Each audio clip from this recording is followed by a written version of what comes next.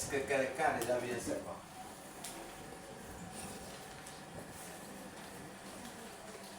Quelqu'un a déjà vu un serpent? Bon. Qui n'a pas encore vu un serpent? On commence par là. Qui n'a pas encore vu un serpent? Tout le monde a déjà vu ça. C'est bien. Est-ce que quelqu'un a déjà vu un aigle ou entendu parler au moins?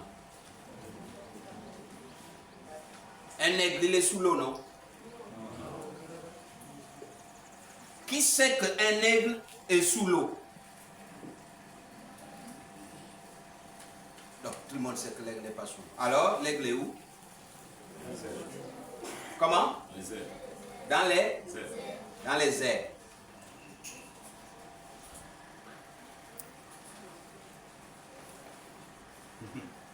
Le serpent est où? Où c'est? Je réponds. Les premiers mots qui sortent, si vous ne les captez pas, vous ne comprenez pas la suite. C'est comme moi, on m'a enseigné, quand on m'a formé en tant qu'enseignant. Quand tu rentres dans une salle de classe, la première fois que tu ouvres ta bouche, le premier mot qui sort détermine la suite de l'année que tu vas passer dans la salle. Si c'est mal sorti, tu auras de mauvaises relations avec tes élèves tout au long de l'année. Si c'est bien sorti, tu auras de bonnes relations avec les enfants. Parce que le premier mot qui sort, il est important. Moi, j'ai déjà vu l'aigle qui nage sous l'eau. Qui a déjà vu comment? Personne. Donc l'aigle n'est pas sous l'eau. Il est où? Dans les airs. Non, il y a des gens qui ne sont pas convaincus. L'aigle est où? Dans les airs. Le serpent, lui, il est dans l'avion. Il est où? Sur? Je pose une question.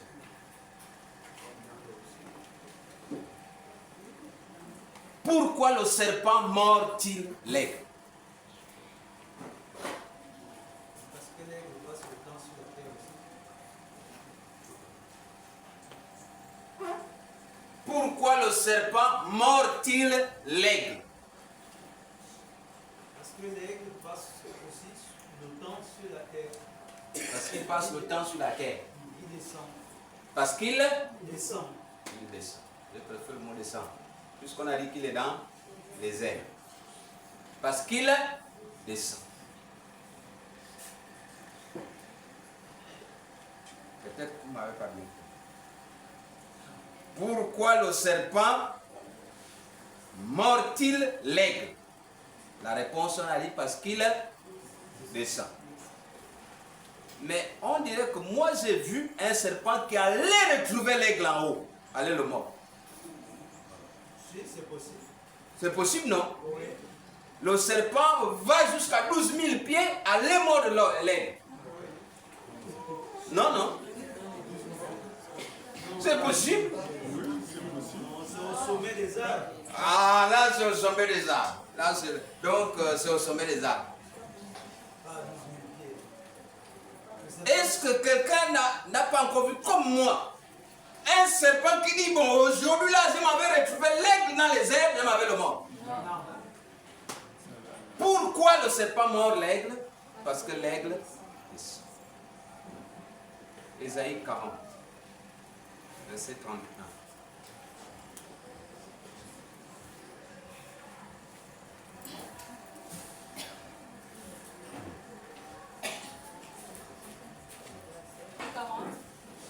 Verset 31, selon la version du second, la Bible déclare: mais ceux qui se confient en l'Éternel renouvellent leur force. Ils prennent le vol comme les aigles. Ils courent et ne se lassent point. Ils marchent et ne se fatiguent point. On peut s'asseoir. Force. Ils prennent le vol comme les aigles. Ils courent et ne se lassent point.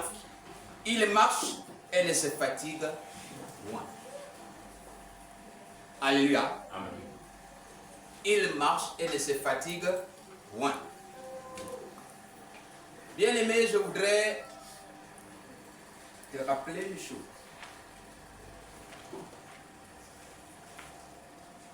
La Bible compare, les Écritures assimilent le chrétien à un aigle.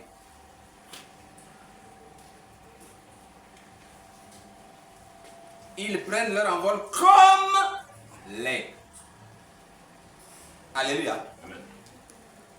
La Bible, en fait, la meilleure image que les Écritures donnent aux chrétiens, c'est de le comparer à un aigle. Alléluia. Un chrétien est un aigle. Mais nous allons étudier le symbole de l'aigle. C'est quoi l'aigle? Le symbole spirituel. Alléluia.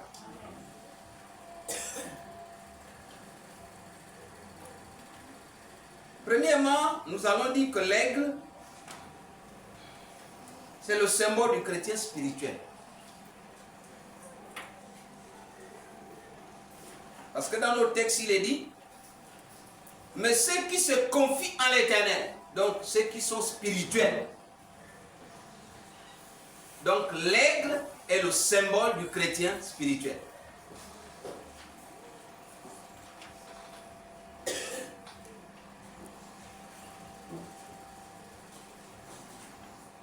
L'aigle est le symbole du chrétien spirituel. Premièrement, l'aigle vit en hauteur.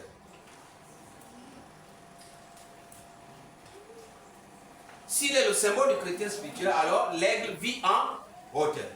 Alléluia. Prenons le livre de Job 39, 27-29. Job 39.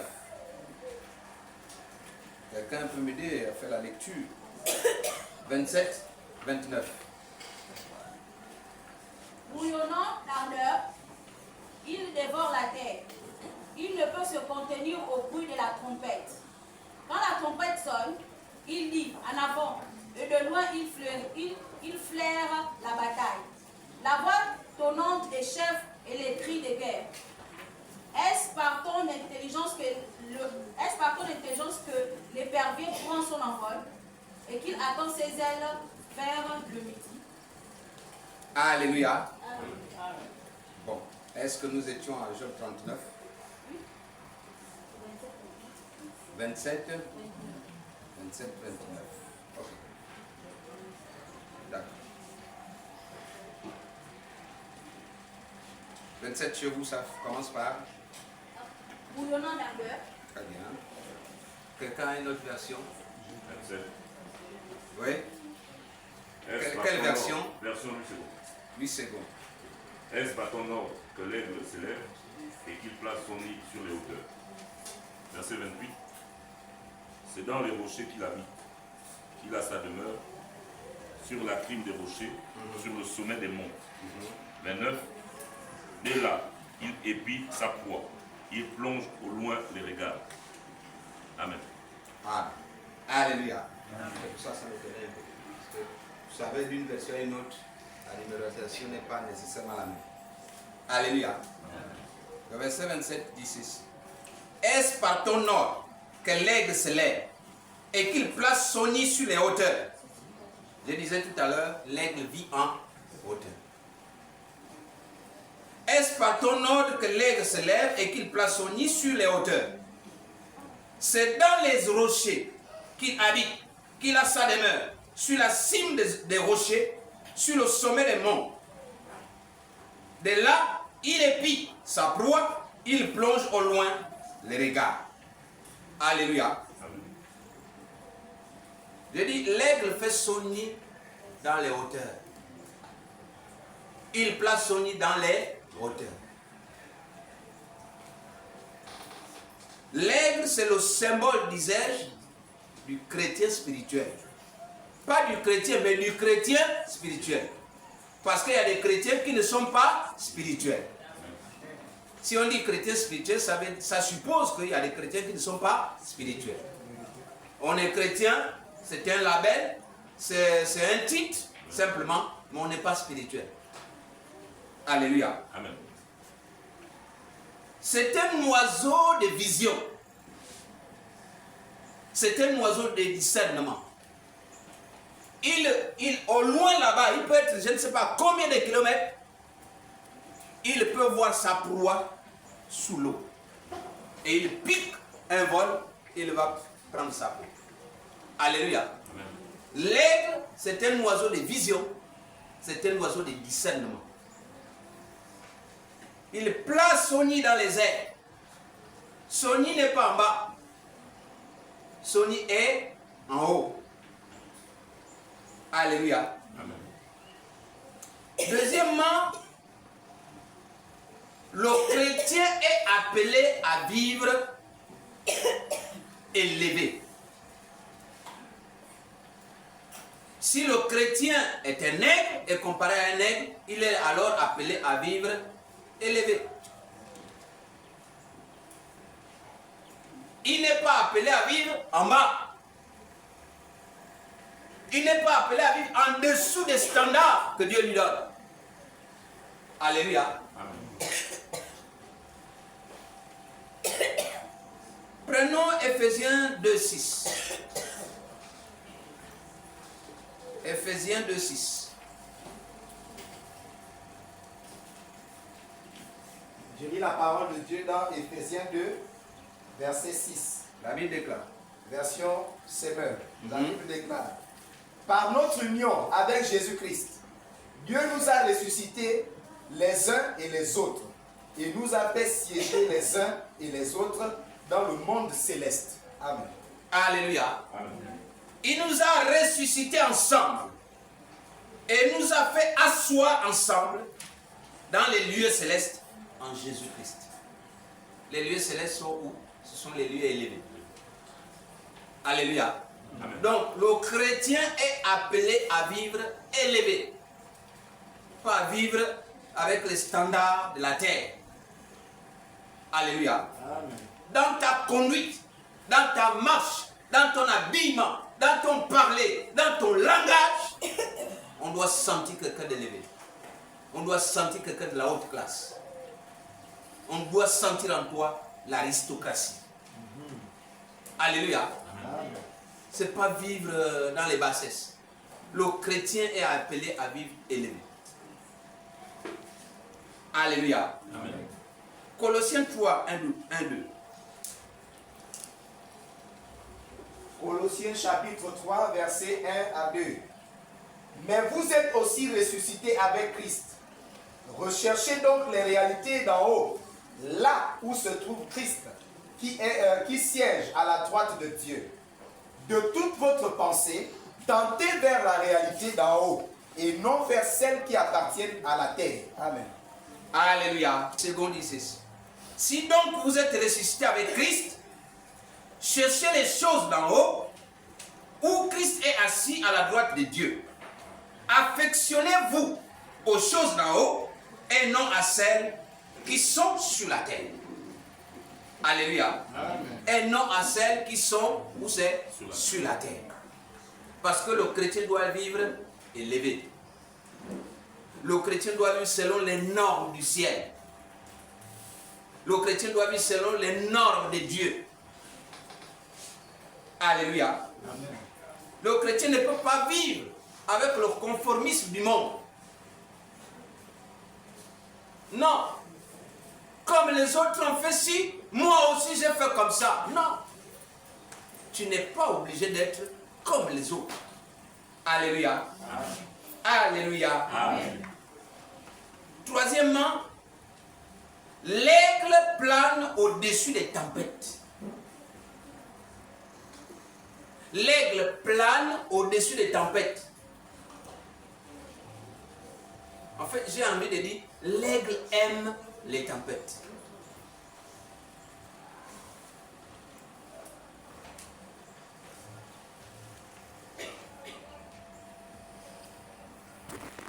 L'aigle, il aime les tempêtes. au-dessus des tempêtes. En fait, suivez-moi bien.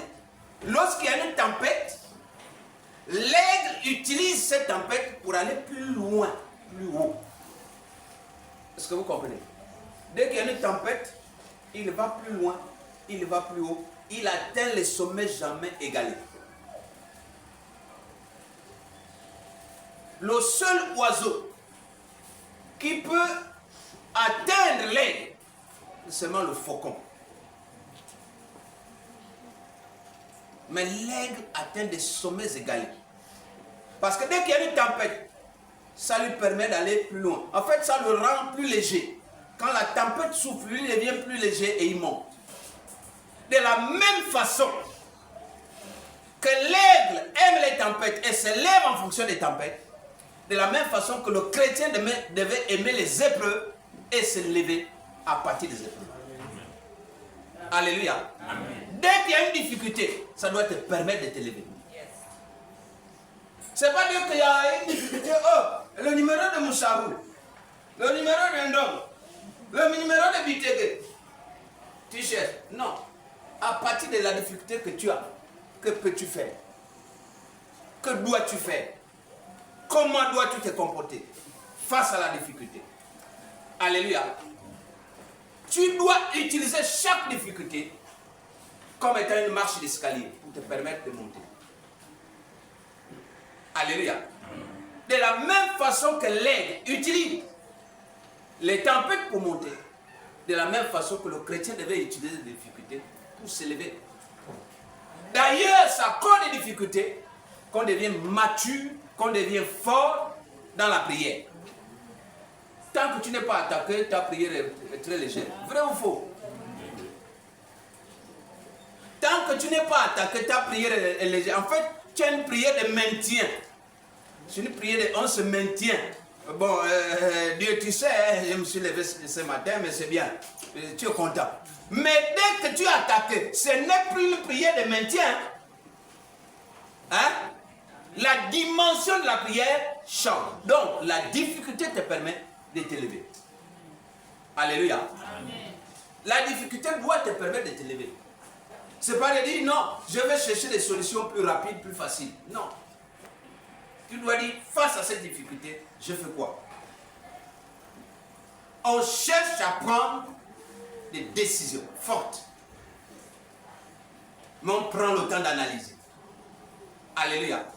On prend le temps d'analyser. Quelle que soit la durée de la nuit, le jour finit toujours par se lever.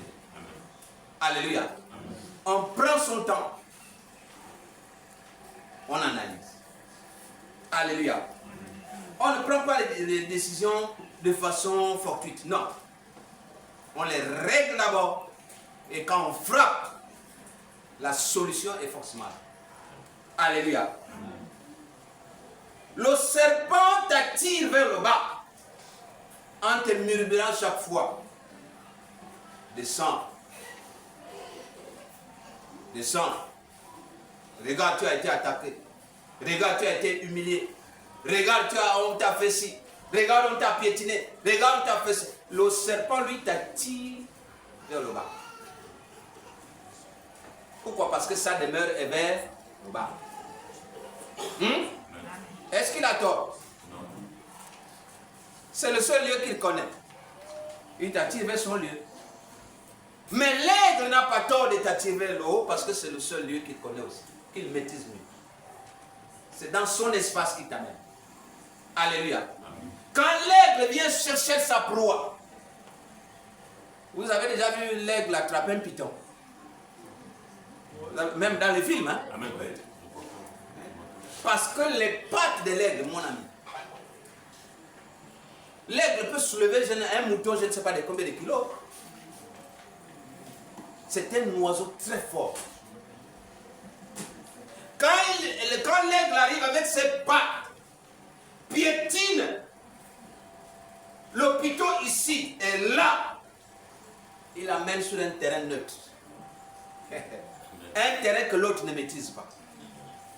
Il dit, tu as voulu m'attirer vers toi, c'est moi qui prends le dessus. Allons-y. Parle maintenant. Raconte-moi une histoire.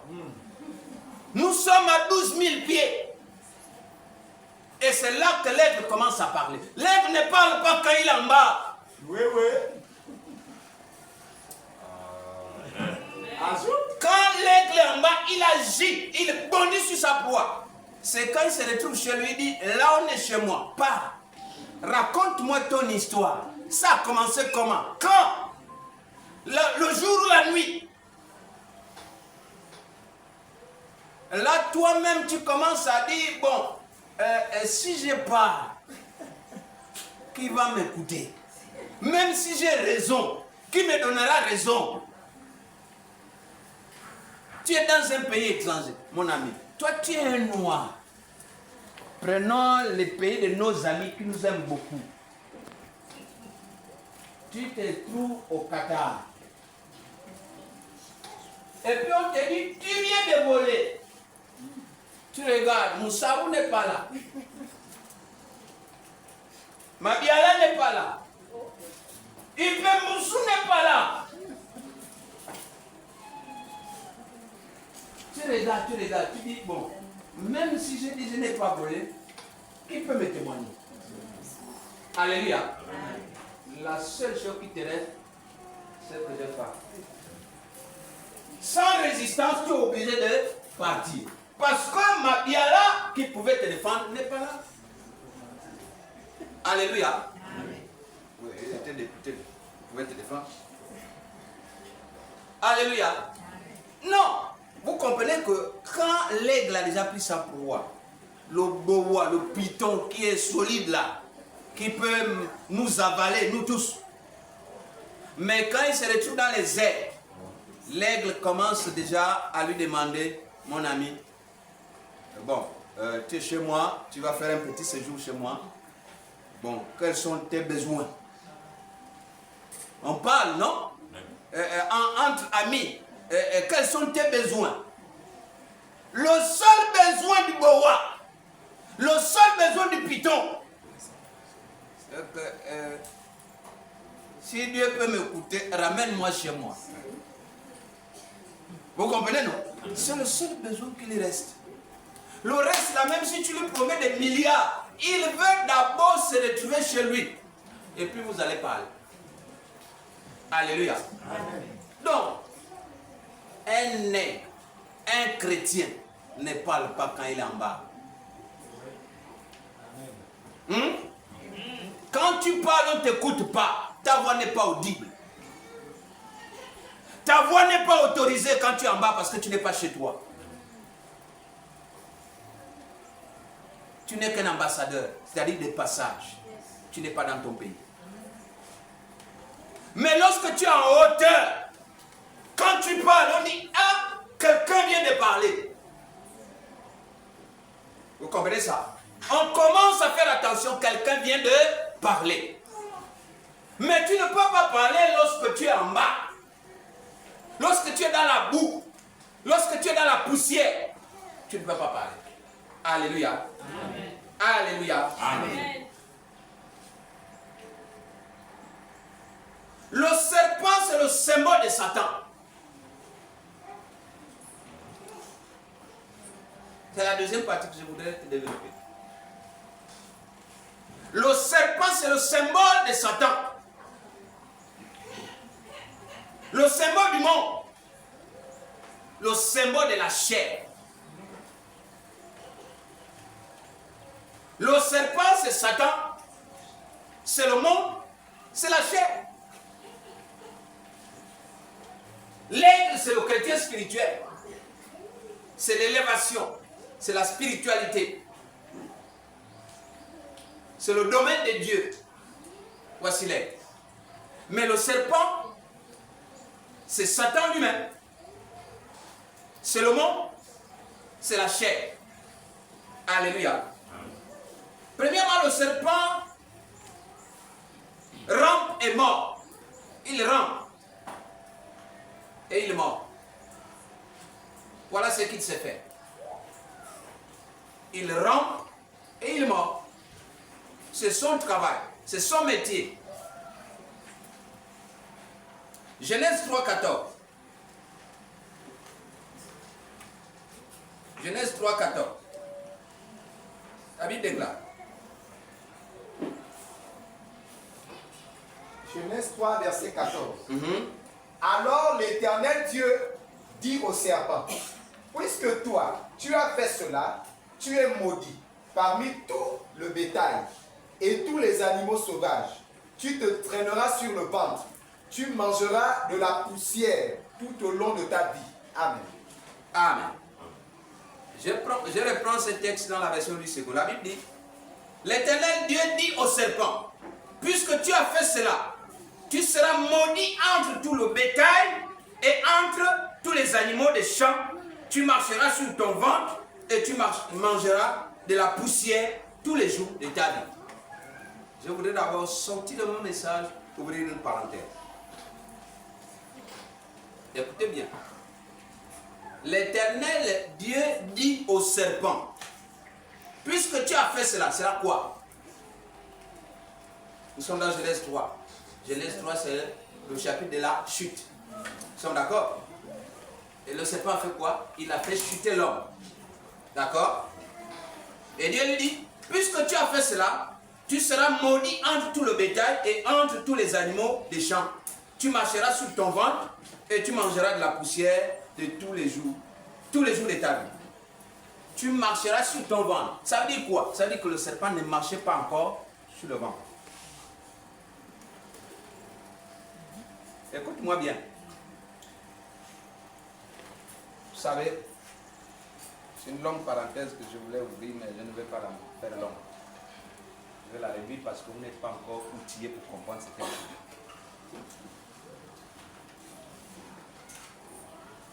On a l'impression que dans le jardin d'Éden, c'est le rampant qui était venu troubler elle. Ce n'était pas le rampant, il ne rampait pas encore.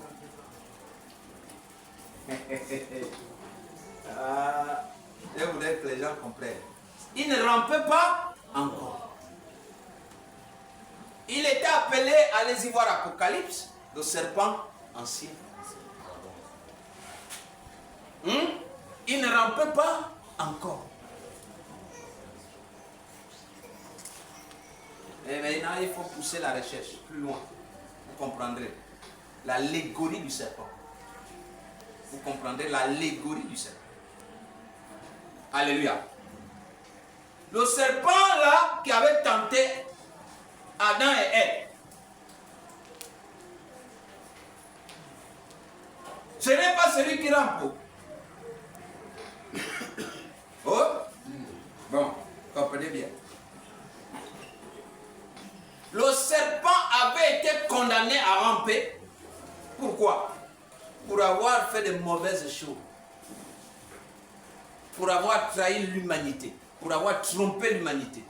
Pour avoir entraîné l'humanité dans le péché.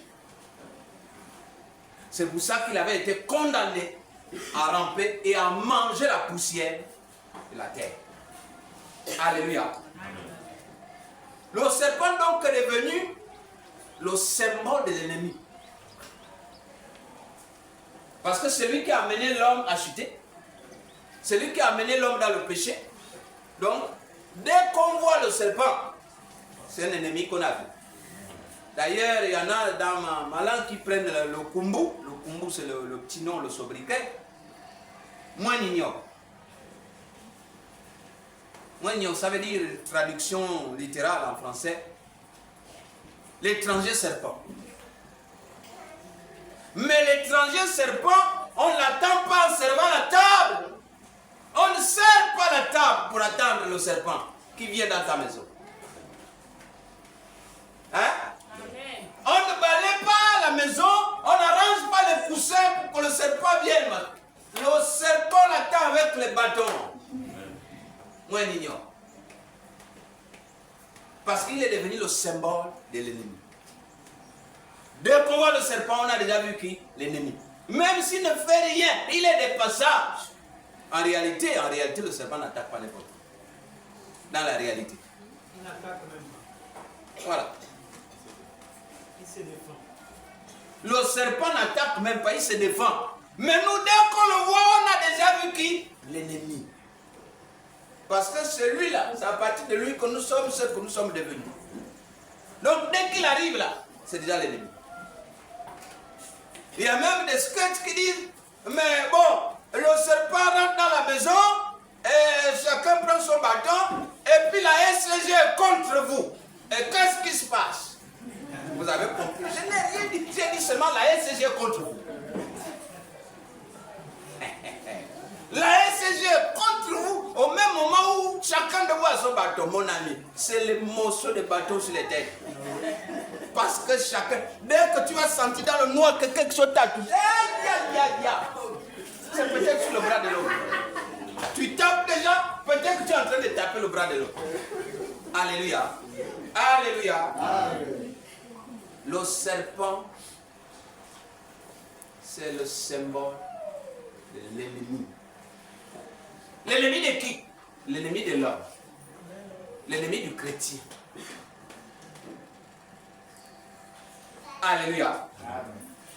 Apocalypse 12, verset 9, la Bible nous dit. Apocalypse 12. Le verset 9, la Bible nous dit.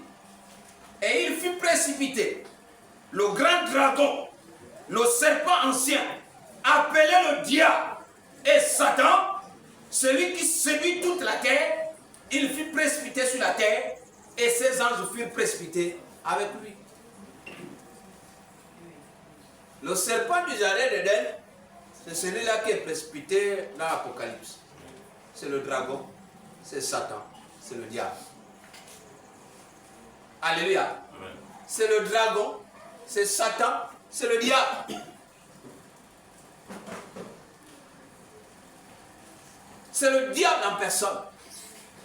Et c'est celui-là qui fut précipité.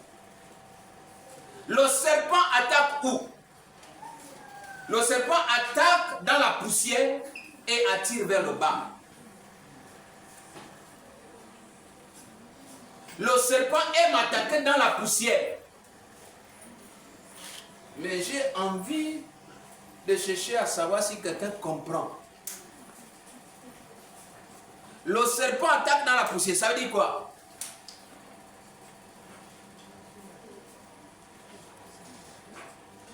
Non, j'ai toujours dit que la Bible elle-même, elle est écrite en parabole et la prédication ne peut que se faire en parabole. Sinon, on ne fait pas une prédication biblique. Le serpent attaque dans la poussière. C'est quoi la poussière? Ici.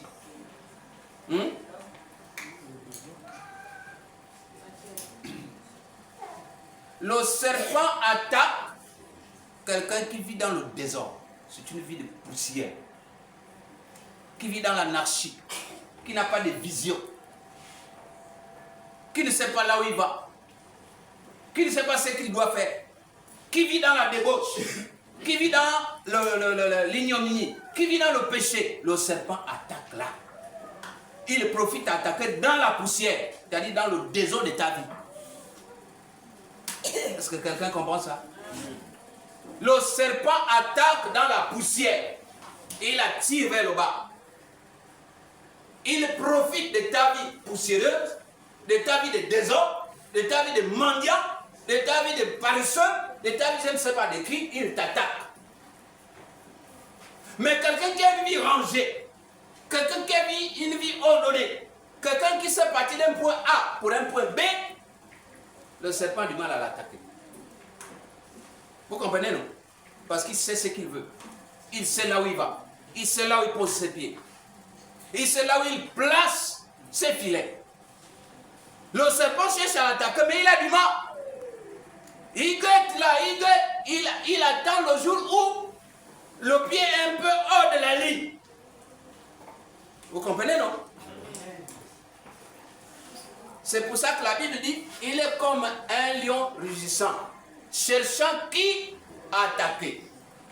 Ça veut dire quoi? Ça veut dire qu'il regarde tout le monde est aligné. Et il dit, bon, il se met là, vous savez, vous voyez comment les lions guettent sa proie. Il voit tout le monde, il voit tous les sangliers passer, Et il dit, le dernier sanglier, je bondis sur lui. Donc, il est déjà là. Et ils ont même une technique. Ils vous poursuivent d'abord tous. Ils poursuivent le troupeau de sangliers. Boum! Maintenant, celui qui s'écarte du troupeau, lui, là, il est déjà mort. C'est comme ça que le lion attaque. Quand il sait que tu n'es plus avec le troupeau, tu es seul. Maintenant, on t'encercle, tu es devenu une viande. Alléluia. Parce que Satan a des techniques. Le diable a des techniques. Il attaque dans la poussière, dans le désordre. Si tu n'as pas une vie rangée, si tu as une vie, un pied à l'eau, un pied sur la terre, mais tu seras attaqué. Ta descendance sera attaquée.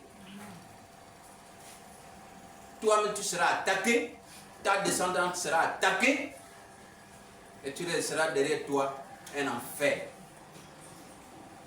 Parce qu'à la fois, tu es oiseau, à la fois tu es souris. Vous avez déjà vu, non? Quand il veut s'envoler, il s'envole. Quand il veut marcher, il marche à quatre pattes. Et ni oiseau, ni souris, mais il est là.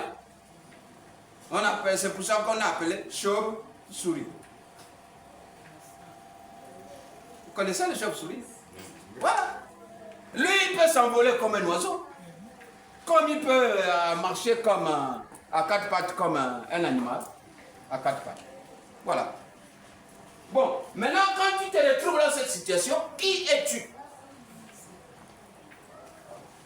Avec les oiseaux, tu es avec les oiseaux. Avec les animaux, tu es avec les animaux. Bon, finalement, tu vas voter où? Quand on va dire, on t'inscrit sur la liste électorale, toi tu votes qui? Et si l'aigle est candidat, le lion aussi est candidat. Bon, le lion te dit, toi et moi, on marche ensemble, tu me votes. L'aigle aussi dit, toi et moi, on vole ensemble, tu me votes. Tu votes qui? Un seul bulletin de vote. Tu as voté qui? Tu as voté à la fois Ngema et Biloke. Tu as voté un seul. Tu votes qui? Parce que là, tu as une vie de désordre. Tu es un piédipaliste. Tu manges en haut, tu manges en bas. Tu es sur quelle table? Alléluia. Tu es sur quelle table? En même temps que tu es chrétien, en même temps que tu es dans les boîtes de nuit, en même temps que tu es en train de voler, en même temps que tu es en train de faire ci, ça, tu es où? Ton vote là, il est nul. Un bulletin nul. Arrange-toi à prendre un bulletin nul. Alléluia. Amen. Le terrain privilégié du serpent est celui des réactions émotionnelles et charnelles. Le terrain privilégié du serpent est celui des réactions émotionnelles et charnelles. C'est-à-dire tu réagis par émotion. On m'a fait ça, oh non, non, on ne doit pas me faire comme ça. C'est par émotion que tu réagis. Tu réagis de manière charnelle. Et là, le serpent est content. Parce qu'il commence à te dire, regarde, mais on est en train de te détruire là, regarde. Tu as vu comment il t'a insulté? Est-ce que toi là, à ton niveau là, est-ce que tu mérites ça? Non, attends, honnêtement. Non, attends, quand tu te regardes là, est-ce que tu devais mériter ça? Non, réponds. Va gifle. Toi, tu te lèves, non, et tu m'as insulté. Tu ne sais même pas. Et pourtant, tu peux dire ça, ce sont les choses de la terre. Et moi, je ne me mêle pas au combat de la terre. Alléluia. Alléluia. Amen. En fait, on a dit tout à l'heure que en temps normal, écoute-moi bien, parce que je vais faire descendre mon message. En temps normal, un serpent ne peut pas mordre un aigle. Parce qu'il ne vit pas dans les mêmes lieux. En temps normal. Mais nous allons, dans un troisième temps, nous poser la question, pourquoi l'aigle descend-il? Pourquoi l'aigle descend-il?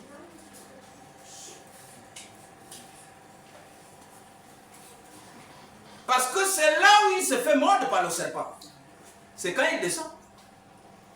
Mais pourquoi l'aigle descend-il? Autrement dit, le chrétien qui est en haut, qui doit vivre en haut, qui doit vivre selon les standards de Dieu, pourquoi descend-il? Premièrement, par manque de vigilance.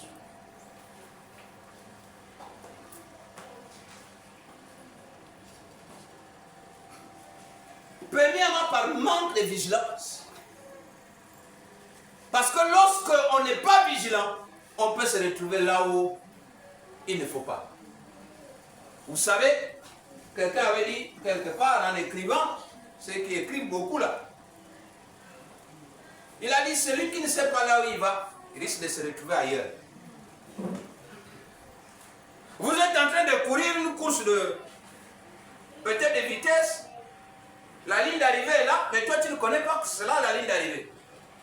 Tu vas dépasser, tu vas continuer à courir, on va te voir courir, les autres se sont déjà arrêtés, toi tu continues à courir puisque tu ne sais pas là où tu vas. Alléluia. Amen. Tu continues quand même à courir, parce que tu ne sais pas là où tu vas. Il y a eu un manque de vigilance. Matthieu 26, verset 41. Matthieu 26, le verset 41. La Bible déclare.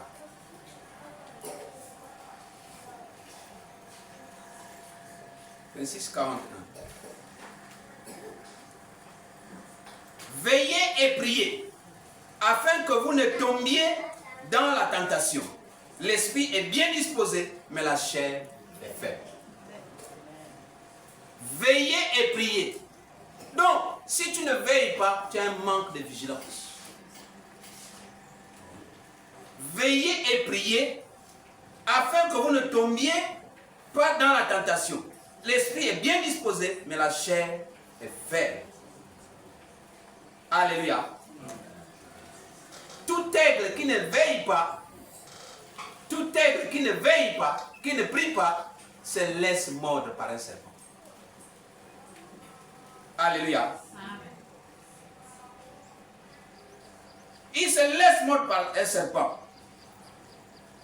Si tu te laisses distraire, si tu t'épuies en faisant plusieurs tâches au même moment, alors qu'il y a des tâches précises que tu devais faire, et celles que tu devais faire, tu ne les fais pas, il te fera mordre par un serpent. Alléluia. Oui, dans nos vies chrétiennes, bien-aimés, il arrive que nous descendions parfois de notre position céleste. Il arrive parfois que nous descendions de là où nous étions. C'est-à-dire que tu étais déjà arrivé à un niveau où tu commençais à considérer certaines choses comme de la boue, à cause de l'excellence, de la connaissance de Christ. Tu commençais déjà à dire, on me t'a critiqué, bon non, ils n'ont pas me critiquer de toute façon, peu importe. S'ils me critiquent, ils ne peuvent pas me dire en face, ça veut dire qu'ils ont peur de moi. Ça veut dire que je suis important. Parce qu'on ne critique pas un serpent, on ne critique pas une antilope, on ne critique pas une gazelle. Si on me critique, ça veut dire que je suis... Tu étais déjà arrivé là. Mais à un moment donné, tu descends encore par manque de vigilance. Parce qu'il arrive à certains parmi nous d'être à ce niveau-là. À un moment donné. On m'a critiqué, oh non mais c'est bon, ça fait du bien. Ça fait du bien. Non qu'à critiquer. Mais parfois, c'est des critiques positives, on ne sait jamais. Hein? Bon, si on a fait des critiques positives, ce n'est pas pour autant que tu vas rehausser les épaules. On a parlé, mais celui qui a parlé positivement de toi n'est pas le seul à voir ce que tu fais. Il y a un autre qui est en train de voir le négatif. Donc c'est ça la vie. C'est le jeu normal de la vie. Pendant que tu es là, les gens ne veulent pas te voir. Ils disent pourquoi il n'y a que lui, il n'y a que lui. Mais dès que tu es absent, il y a d'autres qui disent non, non, non, s'il était là, ça ne devait pas se passer comme ça. Vrai ou faux? C'est ça le jeu de la vie. Moi, je me suis absenté une semaine dans mon travail. Mais je sais ce que les gens ont dit. Je sais ce que les gens ont appelé. Mais je sais ce que certains me disent quand je suis là. Ou pas, ils disent de moi. Il n'y a que lui. Hein. Pourquoi on ne vend que lui? Pourquoi? Mais je crois que j'ai des témoins. Chambelin, je crois que l'autre qui a voyagé à Chibanga. Jerry. Un proviseur est passé à la maison. On a senti votre absence. On a senti que vous n'êtes pas dans la ville. Parce que toute la province n'a pas fonctionné. Dans notre ministère, la province était pratiquement bloquée. Ça n'a pas fonctionné correctement. Et il y a eu même des échanges qui ont failli arriver jusqu'au...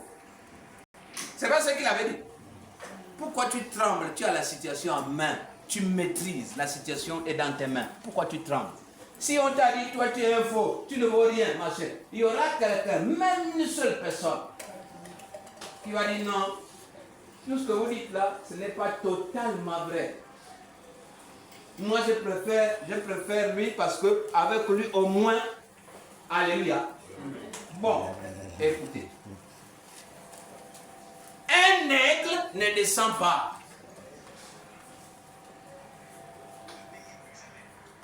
C'est le manque de vigilance qui te fait descendre. Le combat de l'aigle n'est pas charnel. Parce que quand l'aigle descend déjà, c'est pour venir faire des combats charnels et physiques. Alléluia. Non, le combat de l'aigle n'est pas charnel. Éphésiens 6, 12. Éphésiens 6, 12. La Bible dit quoi? Rapidement. Éphésiens 6, 12, la Bible dit, car nous n'avons pas à lutter contre la chair et le sang, mais contre les dominations, contre les autorités, contre les princes de ce monde de ténèbres, contre les esprits méchants dans les lieux célestes. Écoutez-moi bien. Non, il y a un mot que vous ne voyez jamais quand vous lisez ces textes. Je vais vous faire voir. Car nous n'avons pas à lutter contre la chair et le sang, mais contre les dominations, contre les autorités, contre les princes de ce monde de ténèbres, contre les esprits méchants qui sont où? Dans les lieux célestes, pas qui sont à terre. Puisque toi, ton combat, tu ne le fais pas à terre, tu le fais en haut, tu le fais au ciel. Donc, contre les esprits méchants dans les lieux célestes. Ça veut dire que les esprits méchants visitent le monde céleste. Oui, Dieu était en réunion avec ses amis et Satan était arrivé. Et Dieu lui a dit, tu reviens d'où? Vous vous souvenez du texte de Job, n'est-ce pas? Donc ça veut dire qu'il y a des esprits méchants dans les lieux célestes. Ce sont ces esprits méchants contre lesquels tu dois combattre. Alléluia. Ce n'est pas les esprits de la terre là, non.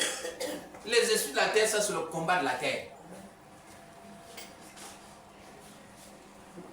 Et le combat de la terre reste à la terre. Alléluia. Bien aimé.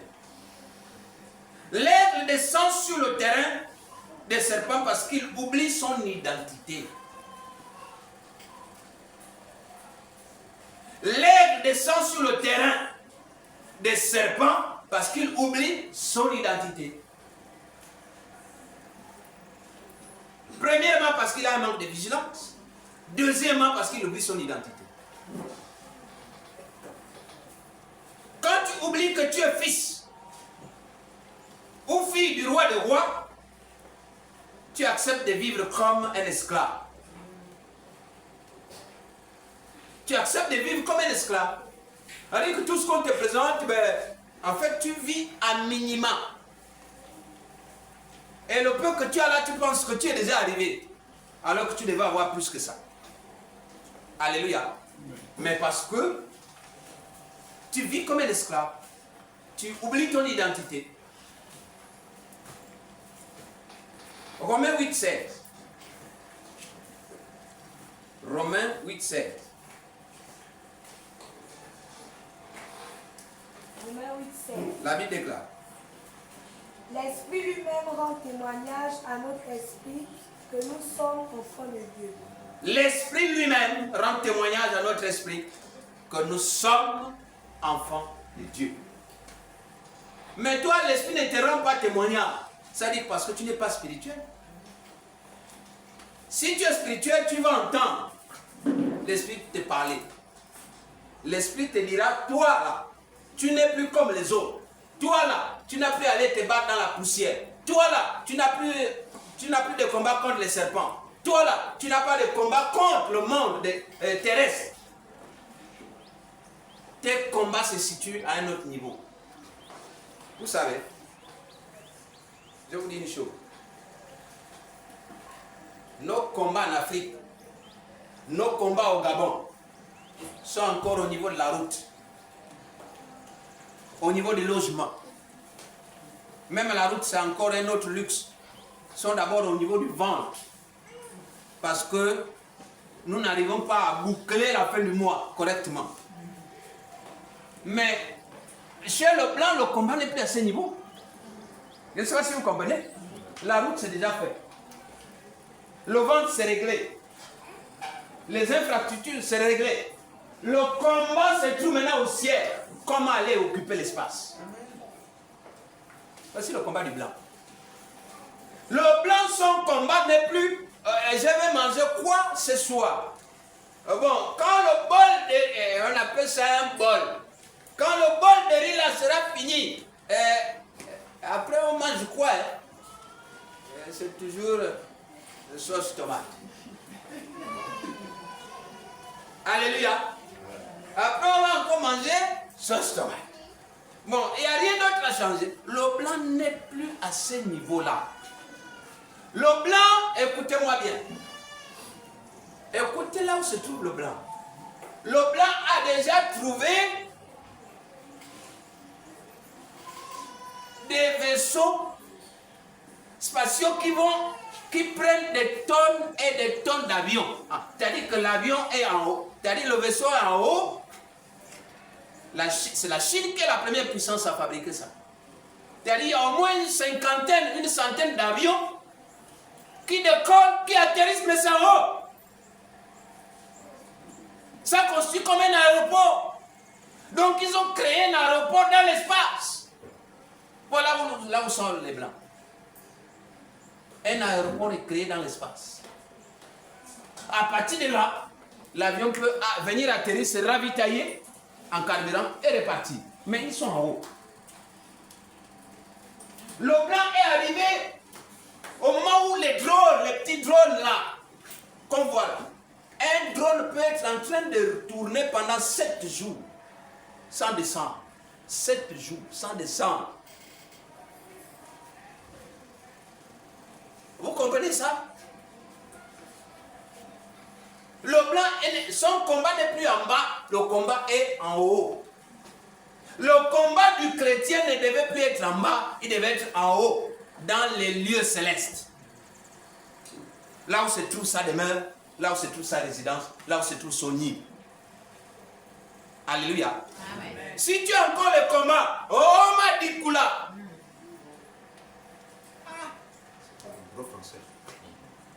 Oh ma dikoula, c'est pour ça que je ne vais plus dans cette église. Parce qu'on regarde mal, on regarde les gens de travers, on a ceci, on a dit cela. Mais ton combat est encore au niveau des chiens, au niveau des coqs, au niveau des moutons.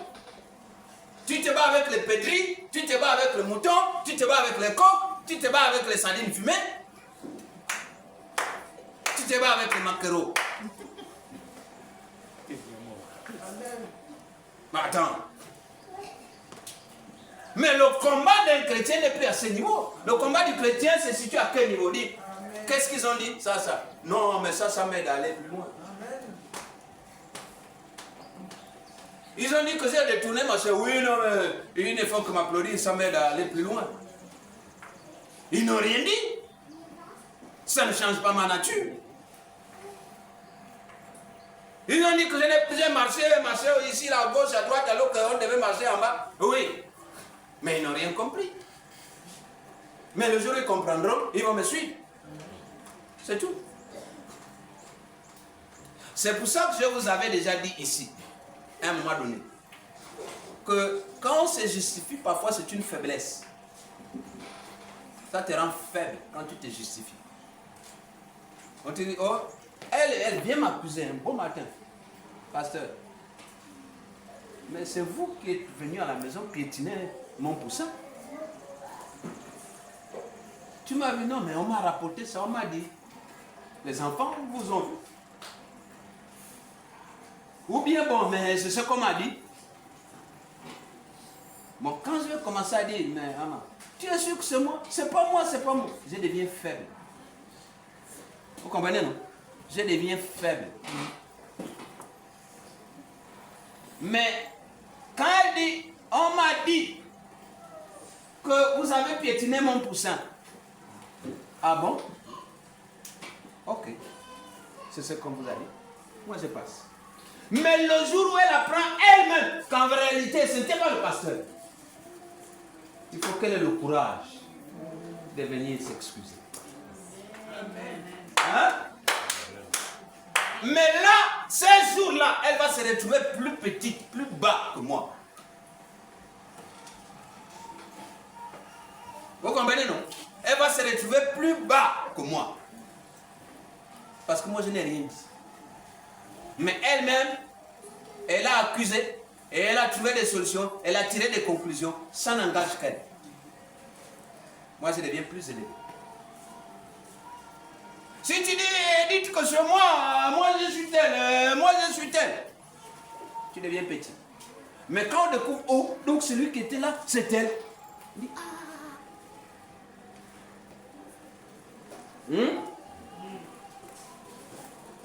c'est comme ça. On n'a pas besoin d'aller se présenter au moi. Non, le chrétien n'a pas de moi. Alléluia. Le chrétien laisse les choses se faire et les autres découvrent. Le jour où tu découvres, c'est déjà trop tard. Parce que lui, il a pris toutes ses précautions. Alléluia. Amen.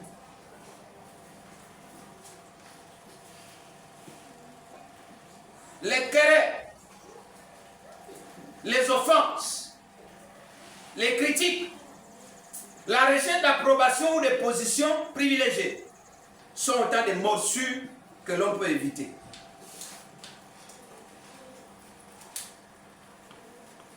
Ce sont des morsures de serpents que l'on peut éviter. La recherche de positions privilégiées. La recherche d'approbation, il faut qu'on t'approuve. C'est parce que tu as fait un geste, tu as fait quelque chose, il faut que les gens viennent applaudir. Il faut qu'on appelle la télévision. Il faut qu'on dise aux gens, et tu as fait cette chose, tu as fait telle chose, il faut que on te reconnaisse. Non. Mais le ciel te reconnaît.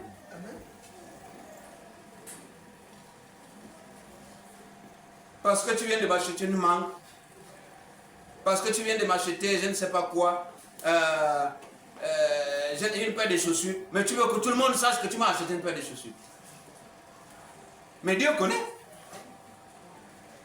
Parce que tu m'as aidé, tu veux que tout le monde sache que tu m'as aidé. Mais Dieu connaît.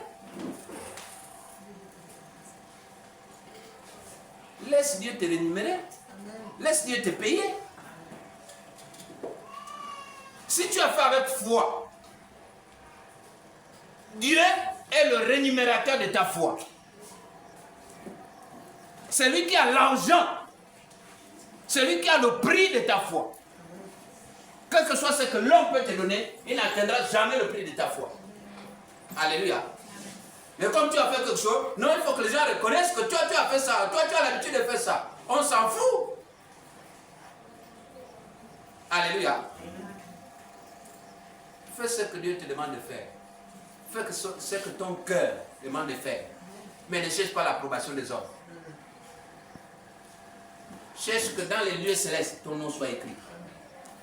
Alléluia. Amen. Que ton nom soit écrit dans les lieux célestes. Comment rester en hauteur? Je vais terminer par là. Comment rester en hauteur?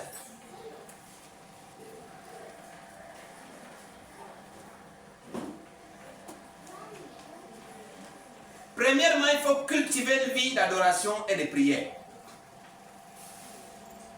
Premièrement, il faut cultiver une vie d'adoration et de prière. Si tu veux rester en hauteur, il te faut une vie d'adoration et de prière. L'adoration élève l'âme, la prière te donne des ailes. L'adoration élève l'âme, la prière te donne des ailes.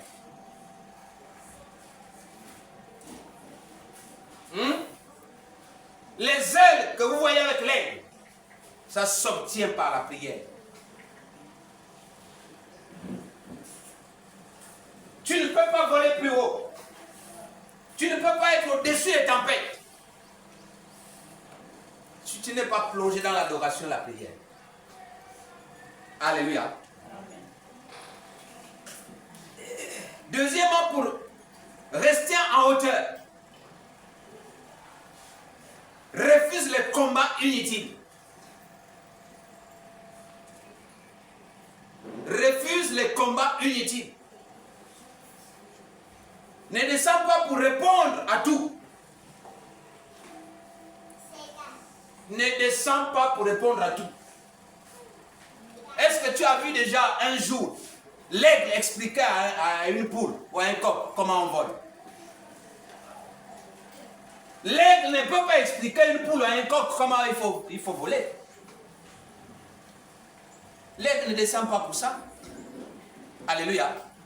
Non, ce n'est pas le travail de l'aigle. Refuse les combats inutiles.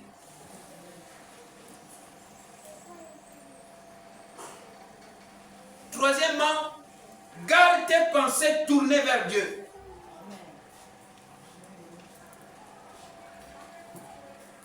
Garde tes pensées tournées vers Dieu.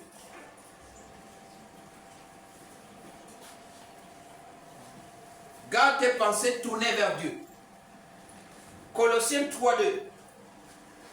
Colossiens 3:2, la Bible déclare: affectionnez-vous aux choses d'en haut. Affectionnez-vous aux choses d'en haut. Colossiens 3:2. Ça dit que tes yeux doivent être tournés vers les choses d'en haut, pas de bas.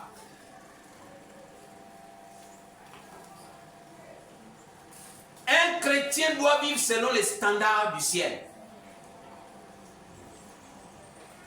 Selon les standards de son royaume. Et notre royaume n'est pas de cette terre. Alléluia. Pourquoi est-ce que tu quittes ton trône? Pourquoi descends-tu si bas dans ta conduite? Dans tes réactions? Dans tes actions? Dans ta manière de faire? Pourquoi tu descends? Alors qu'on t'attend plus haut. Lorsqu'on vient t'attaquer, on sait qui on a attaqué. La réponse qu'on attend de toi, ce n'est pas celle-là. Un jour, je suis en train de descendre des marches. Les marches de... Il t'entraîne dans son terrain. Dès que tu réponds, tu es tombé dans le piège. Maintenant, montre-lui que tu n'es pas sur ce terrain-là. Tu es à un autre niveau. Alléluia. Moi, j'ai seulement regardé, j'ai ri, j'ai continué mon chemin, je suis allé démarrer ma voiture, nous sommes allés là où on partait. Mais donc, lui, il était en train d'observer derrière. Je n'ai pas su. C'est plus tard qu'il rappelle. Bon, imaginez-vous que j'avais réagi comme il attendait, comme il me connaissait. Mais vos études là, c'est quoi? Ça sera quoi? N'est-ce pas? Oh là, quand même, je lui ai administré une leçon. Je l'ai évangélisé. Sans parler, sans ouvrir la bouche. On peut évangéliser par le comportement, par la manière d'être, par les actes qu'on pose. L'autre va les connaître.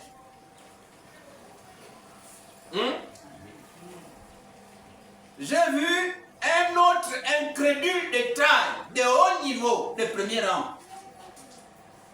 Parce que quand vous partez à Mandji, le village qu'on appelle Péni, là où il y a la société CBG, là, si tu as déjà fait un tour. vous voyez les champs d'Iboga.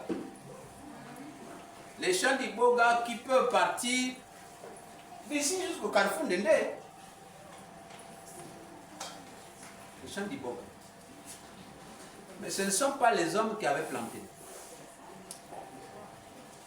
Mais l'Iboga, parce que moi, quand vous venez chez moi, derrière chez moi, j'ai 2 pieds d'Iboga. Mais ce n'est pas ça l'Iboga. Hein. Ce n'est pas les petits machins que vous voyez là. C'est des arbres. C'est des gros arbres, l'Iboga. Mais moi, je croyais que c'était des petits trucs comme ça. Mais c'est des gros arbres. Et c'est Dieu avait planté. Non. Non, Dieu est merveilleux. Vous comprenez, non? Le type là, quand nous sommes arrivés là-bas, parce que lui aussi, je l'avais trouvé préfet là-bas. Et on a fait un tour ensemble. Moi aussi, j'ai vu pour la première fois. Quand je l'ai entendu dire, il dit non, Dieu existe. Dieu est merveilleux. J'ai dit, ah, je me dis intérieurement. Donc, toi, tu connais Dieu. Alléluia. Oui. Il y a des choses qui prouvent que Dieu existe. Il est obligé de les reconnaître. Et pourtant, il n'y avait pas plus haut. Il n'y avait pas plus haut dans le Nzobi que son père pour initier. C'est lui qui a initié la plupart des hauts dignitaires de ce pays. Et tout lui a été légué. C'est avec lui. Il connaît. Mais il reconnaît quand même aussi qu'il y a un plus puissant que lui. Alléluia. Ce matin, bien aimé, je viens de t'apprendre une chose. Si tu es nègre, tu ne peux pas combattre en bas. Alléluia. Amen. Le combat de l'aigle ne se trouve pas en bas. L'aigle ne mange pas ce qui est mort.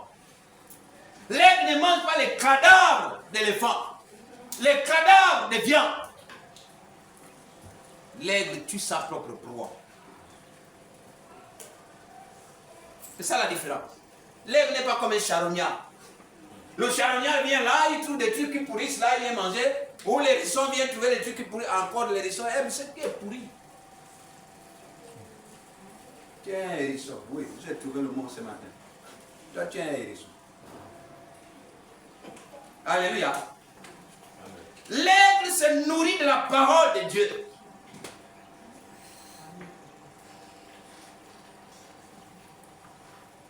Matthieu 4:4, la Bible déclare: l'homme ne vivra pas que de pain seulement, mais de toute parole qui sort de la bouche de Dieu. L'homme ne vivra pas que de pain seulement, mais toute parole qui sort de la bouche de Dieu, c'est la nourriture de l'homme. Alléluia.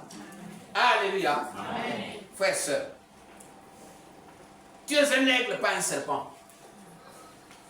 Tu es un aigle, mais pas un serpent. Tu es fait pour voler et non pour ramper. C'est le serpent qui est fait pour ramper. Alléluia. Tu es fait pour voir de loin, pas pour être aveuglé par les poussières de ce monde. Tu es fait pour voir de loin, pas pour que les poussières de ce monde t'aveuglent. Non, ce n'est pas toi. Ne permets plus au serpent de te mordre. Élève-toi au-dessus de toutes les tempêtes. Alléluia. Amen. Ne permets plus au serpent de te mordre. Élève-toi au-dessus de toutes les tempêtes. Quelles que soient les difficultés, quelles que soient les oppositions, quels que soient les problèmes, tu peux t'élever. En fait, si tu savais ta position d'aigle, même les murmures là, se seraient arrêtés. Pourquoi tu murmures? Parce que tu ne regardes que le bruit de la terre. Pourquoi tu murmures? Parce que tu ne vois pas plus loin que le bout de ton nez. Pourquoi tu murmures? Parce que tu ne peux même pas t'élever, même au-dessus de ta propre toiture. Alléluia. Amen.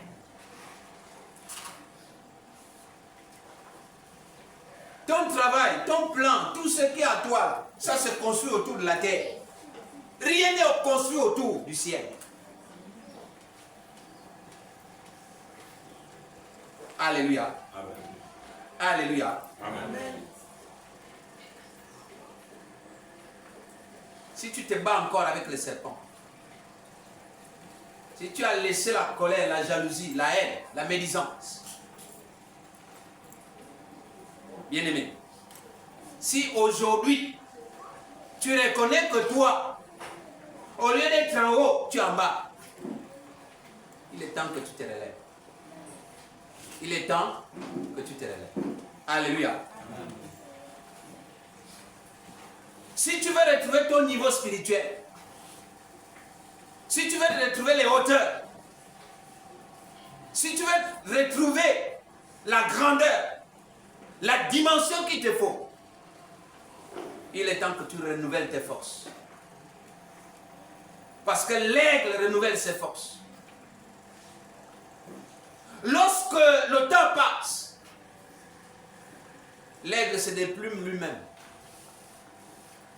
L'aigle enlève toutes les plumes et va se cacher dans les rochers et fait pousser de nouvelles plumes pour prendre un nouvel envol. Lorsque tu sais que tu t'es trompé, tu as murmuré, tu t'es éloigné de la vraie parole, tu t'es éloigné du sang, va d'abord te cacher à un moment donné. Va enlever ces plumes-là. Fais pousser de nouvelles plumes comme l'aigle pour prendre un nouvel envol. Alléluia. Amen. À ceux qui ont oublié leur identité, il est temps que tu réalises que tu n'es pas fils de la terre. Que ton royaume n'est pas sur cette terre. Tu es simplement de passage. Tu peux te battre pour les biens de ce monde. Tu peux te battre pour tout ce que le diable a laissé. Mais tu ne vas rien emporter. Parce que ta demeure est au ciel. Si tu as oublié ton identité, il est temps que tu la retrouves. Alléluia. Dieu te rappelle aujourd'hui qui tu es. Dieu te remet dans ton identité. Dieu te repositionne.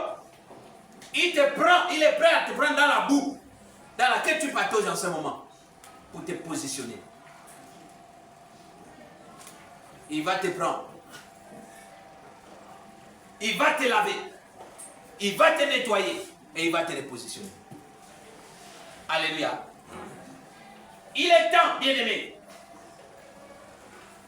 que tu élèves les standards. Que tu montres à la face du monde que tu n'es pas de ce monde. Que ton royaume est plus loin et plus haut. Alléluia. Tu es un aigle, tu es comparé à un aigle. Mais pourquoi le serpent est mort? Parce que tu as quitté ta demeure. Parce que tu as changé de place. Parce que tu as changé de position. Parce que tu n'es plus là où tu devais être. Vous savez, lorsque tu n'es pas là où tu es, et que tu prends quand même la parole, que tu parles, lorsque celui qui est bien positionné, lorsque celui qui vit les réalités du ciel, va te le rappeler, tu vas avoir honte. Parce que c'est là où tu sauras qu'en fait, j'ai fait une erreur.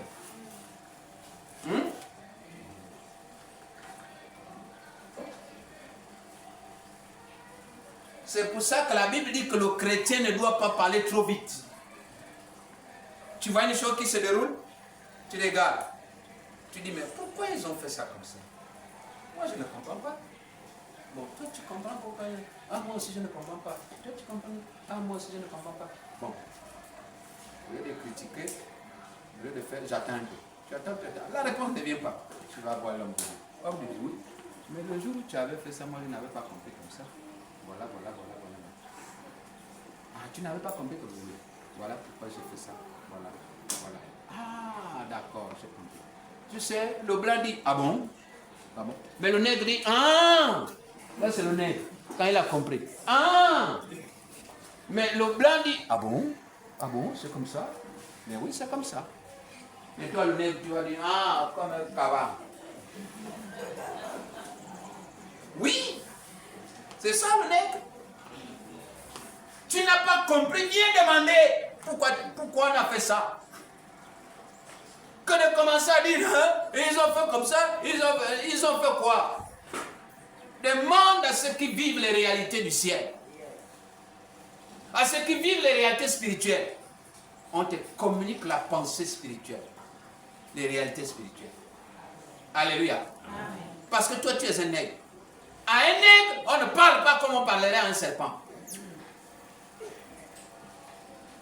Qu'est-ce que Dieu a dit entre les deux animaux? Il dit, toi, tu vas ramper. Il dit, toi, tu vas aller dans les hauteurs. Le serpent change la peau pour devenir plus mauvais, plus méchant, plus féroce. L'aigle change les plumes pour voler plus haut. Voici les deux animaux. Le serpent, quand il sait qu'il n'est plus méchant, quand il sait que le venin ne pique plus, il change les peaux. On dit il mue. Il devient boucanier. Comme un chien méchant, n'est-ce pas?